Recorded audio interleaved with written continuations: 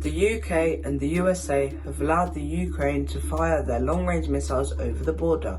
But does that now mean that the UK will have to enter the war?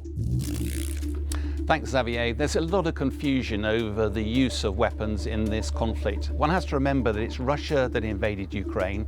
Russia has been attacking Ukraine's energy infrastructure, its logistics hubs, its railway stations, its airfields, using long-range weapons. Now, Ukraine has struggled to defend itself. The West, America and the UK particularly, have been providing a lot of weapons to Ukraine to help them. But for all sorts of reasons of sensitivity, some of those weapons, we were reluctant to let the Ukrainians use those against Russian territory. That restriction has now been lifted because if you don't do that, Ukraine is trying to fight Russia with one arm tied behind its back. With all that's going on around the globe right now, especially the war in Ukraine, I'm getting a little concerned about the prospect of World War III. If this were to happen, how do you think this would affect my parents? Rosie, this is a question I get asked all the time, and the short answer is we're not on the verge of World War III.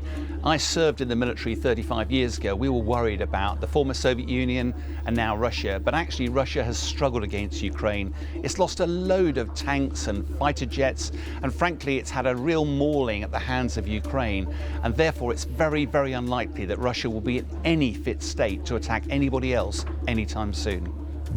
Is Donald Trump really going to stop the Russia-Ukraine war in just 24 hours?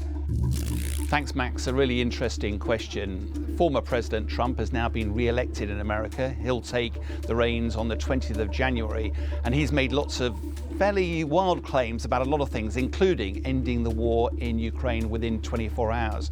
What's fascinating is the different approach he's seeking to take. The current President Biden, his approach has been that he doesn't want Ukraine to lose the war. What that means is supporting Ukraine for as long as the war takes.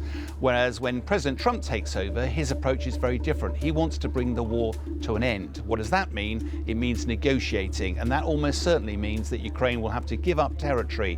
That's the downside. The positive side, that it will potentially bring the war to an end. We'll have to wait and see.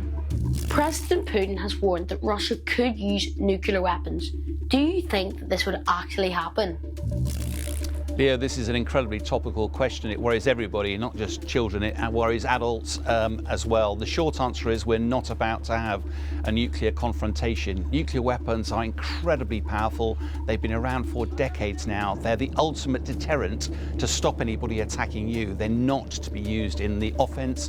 There is no way Russia ever wants to start a nuclear war because there are no winners. I can reassure you, we're not on the brink of nuclear war.